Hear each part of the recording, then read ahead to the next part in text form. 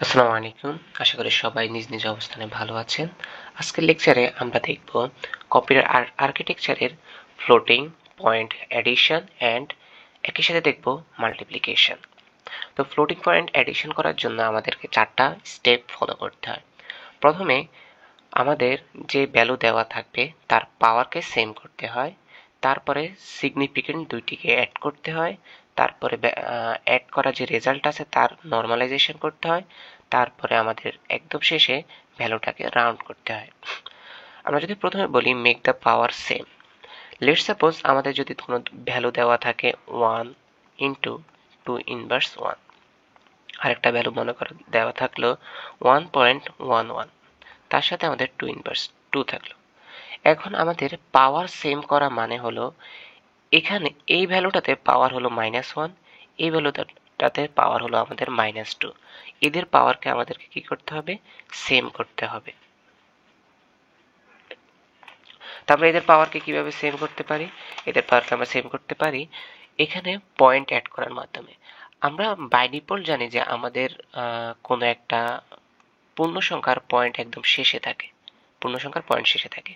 তাহলে আমাদের এখানে 2 ইনভার্স 1 কে 2 ইনভার্স 2 করার জন্য আমাদেরকে অবশ্যই পয়েন্টকে আরো এক ঘর পরে নিয়ে যেতে হবে। তার মানে আমাদের রেজাল্ট দাঁড়াবে তখন 10 পয়েন্ট 10 পয়েন্ট 10.000। পরের ভ্যালুগুলো আমাদের আর হিসাব করতে হবে না। তখন গিয়ে আমরা যদি এখানে 10 করি, তখন গিয়ে আমাদের এখানে ভ্যালুটা আমরা সমান করতে পারবো। এই ধাপে আমাদেরকে এভাবে পাওয়ার সেম করতে হয়। ওকে, তো আমরা আসলে এই বিষয়গুলো একটু এক্সাম্পলের মাধ্যমে বুঝলে বেশি ভালো হয়। এর আগে আমি একটু বুঝে নিই। অ্যাডিশন আর মাল্টিপ্লিকেশন অনেকটা সেম সেম, সো এটাকে একসাথে দেখাটা বেশি ভালো হয়। এখানে কি করা হচ্ছে যে পাওয়ারটা সেম করা হচ্ছে, আর এখানে করা হচ্ছে কি অ্যাড দ্য এক্সপোনেন্ট। এক্সপোনেন্ট আসলে কি, আমরা এখানে কি ছিল একটু আগে যে 2 ইনভার্স 1, আমি আবার ভ্যালুটা লিখছি 2 ইনভার্স 1 1.11 2 ইনভার্স 2। এক্সপোনেন্ট সেম করা মানে হলো এক্সপোনেন্ট অ্যাড করা মানে হলো এখানে ইনভার্স 1 আর এখানে ইনভার্স 2 কে যোগ করা, মানে হলো -1 -2 ইকুয়াল -3। এভাবে করতে হবে যদি আমরা এইসব জিনিস এক্সাম্পলের মাধ্যমে দেখব। এরপর হলো multiply the significant. Multiply significant হলো আমরা জানি যে আমাদের এতটুকু হলো সিগনিফিকেন্ট, এদের মধ্যে মাল্টিপ্লিকেশন করা। এরপর আমাদেরকে নাম্বারটা নর্মালাইজ করতে হবে, এরপরে নাম্বারটা রাউন্ড করতে হবে। এভাবে আমরা 4টে স্টেপ শেষ করব। চলুন আমরা এক্সাম্পলের মাধ্যমে দেখি। আমি দুইটা কোশ্চেন লিখি এখানে। লেটস সাপোজ Q1, এখানে আমি করব অ্যাড, প্রথমে অ্যাড লেটস সাপোজ 9.75। আমি ডেসিমেল নাম্বার দিয়ে ইউজ করতেছি, যাতে ডেসিমেল নাম্বার যদি আমাদের এক্সামের কোনো কোশ্চেনে দেওয়া থাকে অবশ্যই সেটাকে বাইনারিতে রিপ্রেজেন্ট করে নিতে হবে। অ্যান্ড 18.5625। ওকে, আমি এই ভ্যালুটাকে অ্যাড করব। আচ্ছা, তো এই ভ্যালুটাকে অ্যাড করার জন্য আমরা প্রথমে কি বলছি, আমাদের এখানে আছে কয়টা স্টেপ? 4টা স্টেপ। 4টে স্টেপ করার আগে আমরা একটু এই নাম্বারটাকে বাইনারিতে রিপ্রেজেন্ট করে নিই।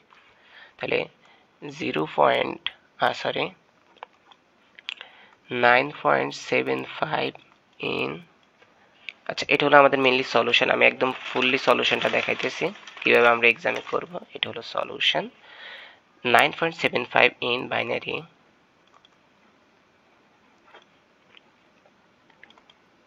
এটাকে যদি আমরা বাইনারিতে রিপ্রেজেন্ট করি তাহলে হয় 1001.11। যখন আমরা 9কে বাইনারিতে রিপ্রেজেন্ট করব তখন ক্যালকুলেটরে লিখলে আমাদের 1001 চলে আসবে। এছাড়া আমরা হাতে করতে পারি, সেটা হলো 1 2 4 8 16। এই ওয়েতে কিভাবে করতে পারি 1001 ইন টোটালে কত আসলো 9 আসলে, এভাবেও করতে পারি। আমরা ক্যালকুলেটারে এই কাজটা করব দ্রুত করার জন্য।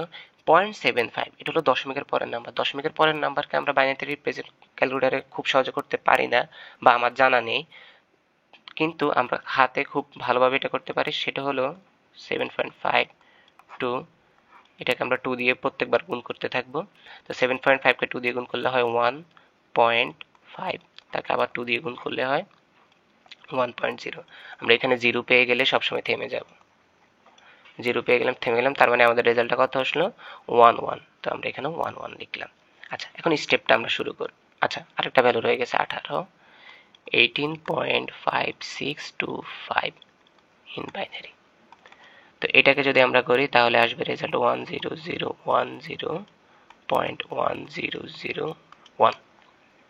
এটাকে আমরা এভাবে করতে পারি, সেটা হলো 0.5625 ইন্টু 2, সেটাকে যদি আমরা করি তাহলে আসে 1.125, তার সাথে যদি আমরা 2 দিয়ে গুণ দিই তাহলে আসে আমাদের 0.25, তারপর আবার যদি আমরা 2 দিয়ে দিই তাহলে আমাদের রেজাল্ট আসে 0.5, আবার যদি আমরা 2 দিয়ে গুণ দিই তাহলে আসে 1.0। আলটিমেটলি আমরা রেজাল্ট কি পাইলাম? 1001। তাহলে 1001 এই দুইটা ভ্যালু পাইলাম। এখন এদেরকে পাওয়ার সেম করতে হবে। স্টেপ 1, আমি স্টেপগুলো আসলে শুরু করি। স্টেপ 1, এদেরকে পাওয়ার সেম করতে হবে। প্রথম স্টেপের কাজ কি? পাওয়ার সেম করা। এখন পাওয়ার, এদের তো পাশে কোনো পাওয়ার নেই, মানে 2 টু দি পাওয়ার, এখানে যদি আমরা কল্পনা করি 2 টু দি পাওয়ার 0 কল্পনা করতে পারবো, 2 টু দি পাওয়ার 0 কল্পনা করতে পারবো। এদের পাওয়ার অলরেডি সেম আছে, এদের পাওয়ার অলরেডি সেম আছে। যেহেতু এদের পাওয়ার অলরেডি সেম আছে, আমাদের এই স্টেপে কিছু করার দরকার নাই। তা আমরা বলে দেব যে অলরেডি সেম পাওয়ার, অলরেডি তারা কিসে আছে? সেম পাওয়ারে আছে অলরেডি। যদি এখানে থাকতো এরকম যে 2 ইনভার্স 1, লেটস সাপোজ এই নাম্বারটাই আমাদেরকে ইয়াতে দিয়ে দিত, বাইনারিতে দিয়ে দিত, তখন 2 ইনভার্স 1, আবার এখানে 2 টু দি পাওয়ার 5, এভাবে যদি দিয়ে দিত তখন আমরা পাওয়ারটাকে সেম করতাম দশমিককে এদিকে অথবা এদিকে নেওয়ার মাধ্যমে। সো আমাদের আপাতত এই জিনিসটা নাই, আমরা এগুলো রাখবো না। ওকে, অলরেডি সেম পাওয়ার আছে। এখন স্টেপ 2 করি।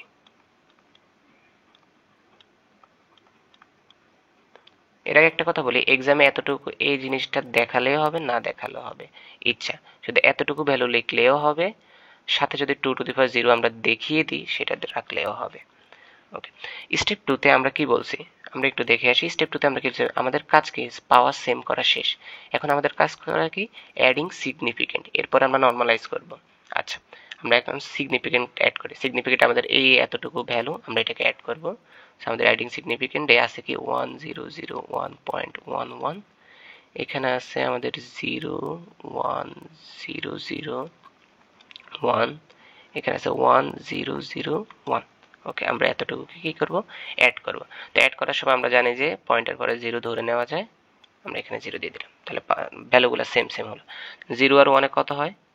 1। 0 0 এ কত হয়? 0। 0 1 এ কত হয়? 1। 1 এ 1 এ হয় 1 0। 1 1 প্লাস করলে আমরা জানি কি 1 প্লাস 1 ইকুয়াল টু হয় 1 0। সেখান থেকে আমরা 0 কে নেব, আর ক্যারি হিসেবে 1 থাকবে। তাহলে আমরা 1 1 এ আমরা এখানে 0, ক্যারি হিসেবে 1, সেই ক্যারি 1 এখানে যোগ হলে আবারও 1 0, তার মানে 0, আবার ক্যারি বিট এখানে যোগ হলে হবে 0 1 0, সেখান থেকে 0, এই 1টা এখানে যদি 0 এর সাথে যোগ হয় তার মানে 1, এরপরে আমাদের আছে এখানে 1, এখানে আছে 1। এটা হচ্ছে আমাদের বাইনারির অ্যাডিশন সিস্টেম। ওকে, বাইনারি অ্যাডিশন সিস্টেমে আমরা আমাদের অ্যাডিশনটা করলাম। সো আমরা লিখে দিব এখানে the sum is 111.00101। ওকে, তার মানে আমাদের স্টেপ 2 কাজ শেষ। এখন আমরা কাজ করব কি স্টেপ 3 এর। স্টেপ 3, স্টেপ 3 তে আমরা কি বলছি? যে নরমালাইজ করতে হবে। স্টেপ 3 তে আমাদের কি কাজ করতে হবে? নরমালাইজ করতে হবে।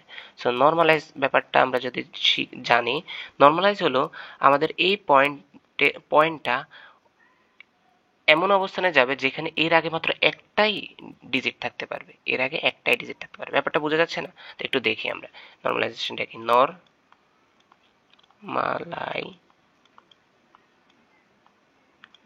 The number. ওকে, এই নাম্বারটাকে আমরা নরমালাইজ করব। কি বলা হয়েছে? যে পয়েন্টটাকে এমন জায়গায় নিয়ে যাওয়া যেখানে শুধু এর আগে একটা ডিজিট থাকবে। তার মানে এখানে 1 এর পরে আমরা পয়েন্টটা নিয়ে আসবো, 1 এর পরে পয়েন্টটাকে নিয়ে আসবো। তাহলে কি হইতেছে? পয়েন্টের আগে একটা ডিজিট থাকতেছে। এরপর আমরা বাকিগুলো লিখে দিব। এরপরে কি কি আছে? 1 1 1 1, এরপরে 3টা 0 0 0 0, এরপর আছে 1 0 1 1 0 1। এখন কথা হলো, এটা তো এইভাবে রাখলে হবে না, কারণ পয়েন্টটা এদিকে সোর্সে কত ঘর? 1 ঘর, 2 ঘর, 3 ঘর, 4 ঘর। যদি 4 ঘর এদিকে সরে তাহলে আমাদেরকে এখানে দিতে হবে, যেহেতু এটা বাইনারি নাম্বার 2 দিতে হবে, এর উপরে 4 ঘর সরছে পাওয়ার 4 দিতে হবে। সো আমাদের নর্মালাইজেশন পার্ট শেষ। এরপর হলো আমাদের রাউন্ড পার্ট। আচ্ছা, আমার এখানে পর্যাপ্ত জায়গা নেই। আমি পরের পেজে দেখাতেছি রাউন্ড কিভাবে করতে হয়। Step 4, step 4। ওকে, স্টেপ 4 আমরা কি করব, রাউন্ড দা নাম্বার করব। তো আমরা লিখব রাউন্ড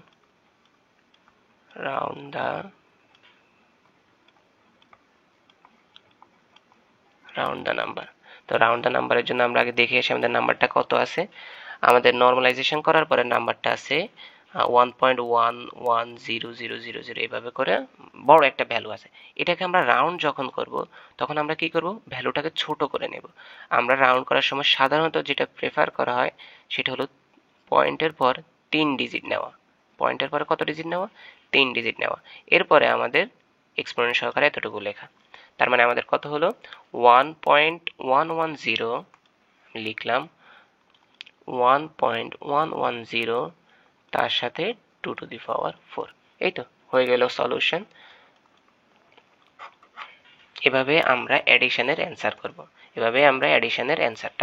করব। কোশ্চেন ঠিক সেম ভাবে কোশ্চেনের অ্যান্সার করতে হবে। স্টেপগুলো দেখাতে হবে, স্টেপ 1, স্টেপ 2, স্টেপ 3 আর স্টেপ 4। ওকে, এখন আমরা মাল্টিপ্লিকেশনের জন্য একটা কোশ্চেন সলভ করি, তাহলে আমাদের মাল্টিপ্লিকেশনটাও ক্লিয়ার হয়ে যাবে। আচ্ছা, তো আমি একটা কোশ্চেন দিই। Question 2, multiply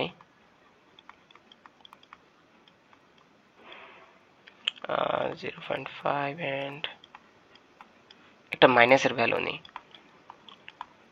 75। ওকে, দুইটা ভ্যালু নিলাম মাল্টিপ্লিকেশনের জন্য। তো সেম ভাবে আগের মতো, আচ্ছা আমরা সলিউশন এই ওয়েতে করবো। আমরা সেম ভাবে কি করব, এই দুইটা ভ্যালুকে আগে বাইনারিতে রিপ্রেজেন্ট করে নেব। তো 0.5 এর বাইনারি রিপ্রেজেন্ট হলো 0.1। ওকে, এরপরে এসে 0.4375, এর বাইনারি ভ্যালু হলো 0.0111। আচ্ছা, তো এখন এই ভ্যালুটাকে আমরা এখন স্টেপ ওয়াইজ কাজগুলো করব। সো আমরা স্টেপ ওয়াইজ কাজগুলো করি। স্টেপ 1, আমাদের স্টেপ 1 এ কি ছিল? স্টেপ 1 এ ছিল যে আমাদের এক্সপোনেন্ট অ্যাড করা। আবারও দেখাই, স্টেপ 1 এ আমাদের ছিল এক্সপোনেন্ট অ্যাড করা। এখন এক্সপোনেন্ট কি, আমরা যদি একটা ভ্যালু নিই 2 ইন্টু 10 টু দি পাওয়ার 5, তাহলে এটাকে আমরা এক্সপোনেন্ট বলতেছি। আমি যদি 101 into 2 to the power 2 inverse 2 ধরি, তাহলে এটাকে আমরা এক্সপোনেন্ট বলতেছি, তাই না? তো এই এক্সপোনেন্টগুলোকে কি করতে হবে, আমাদেরকে সেম করতে হবে। কিন্তু দেখা যাচ্ছে যে আমাদের এখানে এক্সপোনেন্ট সেম করার কোনো প্রয়োজন হচ্ছে না। কেন? এক্সপোনেন্টগুলো অ্যাড করা, এক্সপোনেন্ট এখানে, কারণ 2 টু দি পাওয়ার 0 আছে, এখানে আমাদের 2 টু দি পাওয়ার 0 আছে। তাদের পাওয়ারগুলো কি আছে? তাদের কোনো এক্সপোনেন্টই নেই। আমরা তাহলে কি যোগ করব, তাই না? কিন্তু যদি আমাদের কোশ্চেনে ভ্যালুগুলো এরকম দেওয়া থাকতো 0.1 ইন্টু 2 ইনভার্স সামথিং দিয়ে দিত, 0.011 2 ইনভার্স সামথিং দিয়ে দিত। লেটস সাপোজ আমি যদি ধরি আমাদেরকে 2 ইনভার্স 4 দিয়ে দিল এক জায়গায়, একটা 2 ইনভার্স 5 দিয়ে দিল, তখন আমরা কি করতাম, এক্সপোনেন্ট অ্যাডিশনের ধাপে আমরা কি করতাম, এক্সপোনেন্টগুলোকে অ্যাড করতাম। কিভাবে করতাম, যে -4 + 5 = -1, এভাবে এক্সপোনেন্ট অ্যাড করতাম। আচ্ছা, যেহেতু আমাদের এই পার্টটা এখানে এই ক্ষেত্রে নাই, তো আমরা এটা বাদ দিব।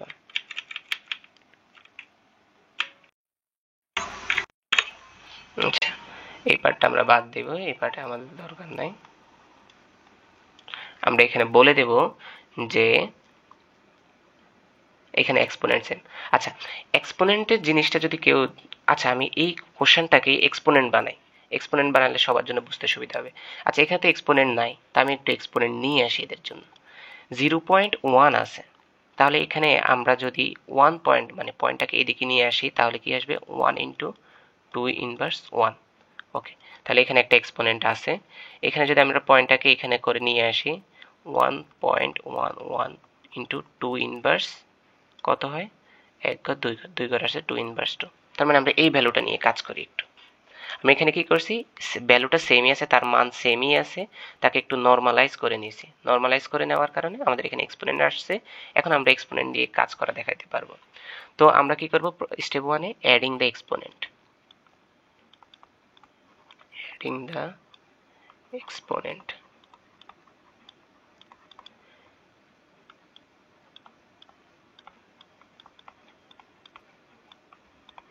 তাহলে আমাদের কি হচ্ছে -1 -2 = -3 আমাদের এক্সপোনেন্ট গুলো অ্যাড হয়ে গেছে আর আমাদের সিগনিফিকেন্ট ডিজিট হলো এতটুকু তো স্টেপ 2 তে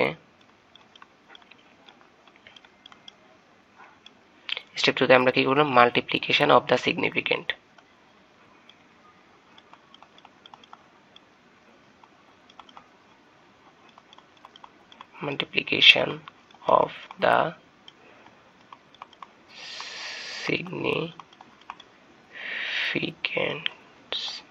ওকে আমরা সিগনিফিকেন্ট গুলার মাল্টিপ্লিকেশন করব তার মানে আমাদের হাতে সিগনিফিকেন্ট আছে এখানে 1 এখানে আছে 1.11 এই দুইটা আমাদের সিগনিফিকেন্ট আছে ওকে তাহলে আমরা মাল্টিপ্লিকেশন করি 1.11 এদের আমরা যদি মাল্টিপ্লিকেশন করি তাহলে কত আসে এদের মাল্টিপ্লিকেশন করি 1 দিয়ে 1 কে গুণ করলে কত হয় 1 1 দিয়ে 1 কে গুণ করলে 1 দিয়ে 1 কে গুণ করলে 1 সবগুলোর ক্ষেত্রে কি আসতেছে 1 কারণ 1 দিয়ে আমরা যে কোনো রাশিকে গুণ করলে কত আসতেছে 1 আসতেছে অথবা আমরা ক্যালকুলেটরে যে কোনো মানই আসুক আমাদের এখানে যে দুইটা মান আসবে তা ক্যালকুলেটরে লিখে আমরা এখানে মানটা বসাই দেব এটা সবচেয়ে বেশি সহজ আচ্ছা এতটুকু করার পরে আমরা নিচে লিখব এটা যে product PRODUCT product equal to 1.11 যে রেজাল্ট আছে সেটা লিখব সাথে আমাদের এখানে কত বাইর হইছে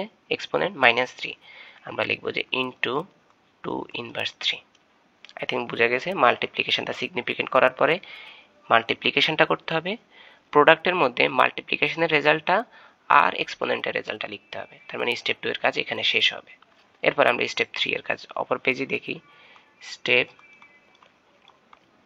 3 তে আমাদের কি করতে হবে নরমালাইজ দা প্রোডাক্ট করতে হবে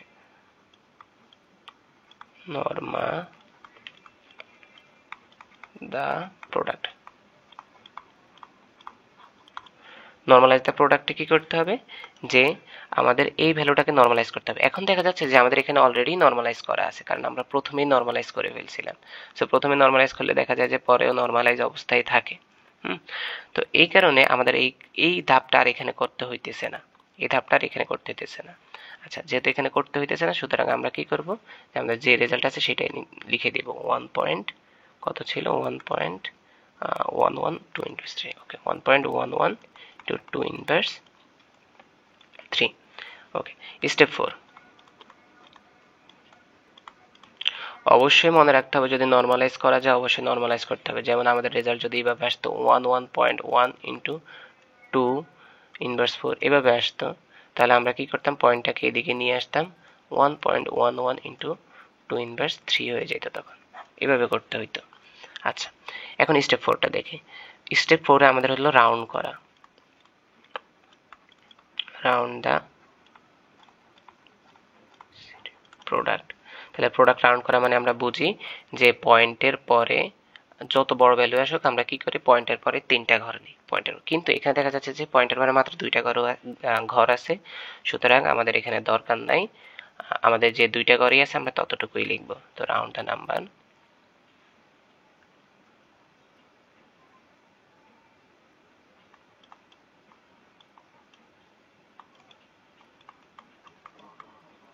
যদি আমাদের এই রেজাল্টটা আরেকটু বড় আসতো যেমন 1.111011 ইনটু 2 ইনভার্স 4 থাকতো এভাবে যদি থাকতো তাহলে আমরা কি করতাম 1.3টা 1 লিখে 2 ইনভার্স 4 করে দিতাম এটাকে রাউন্ড করে দিতাম আচ্ছা আমি একটা স্টেপ বলতে ভুলে গেছি সেটা হলো এখানে আরেকটা স্টেপ ধরা হয় স্টেপ 5 নামের আরেকটা স্টেপ ধরা হয় সেটা হলো fix the sign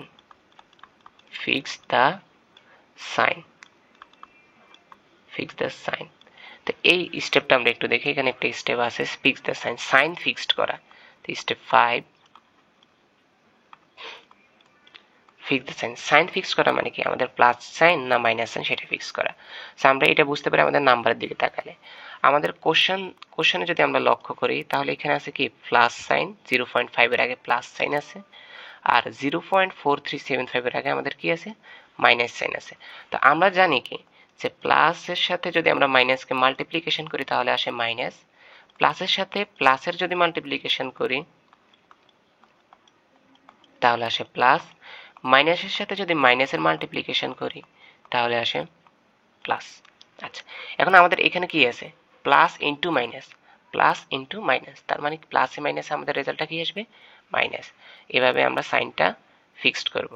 so fix the sign, fix the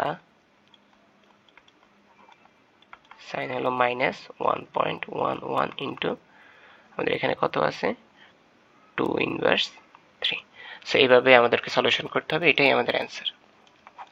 last ধাপটা একটু আমি ক্ষমা প্রার্থী, প্রথমে লিখতে পারি নাই, এখানে একটা সাইন আসবে, অবশ্যই আমাদেরকে বলতে হবে এটা কোন সাইনের হবে, কোন সাইনের হবে। তো আজকে এই পর্যন্তই। লেকচার কারো উপকারে আসলে please like, comment and subscribe করবেন। সবাই ভালো থাকবেন। আসসালামু আলাইকুম।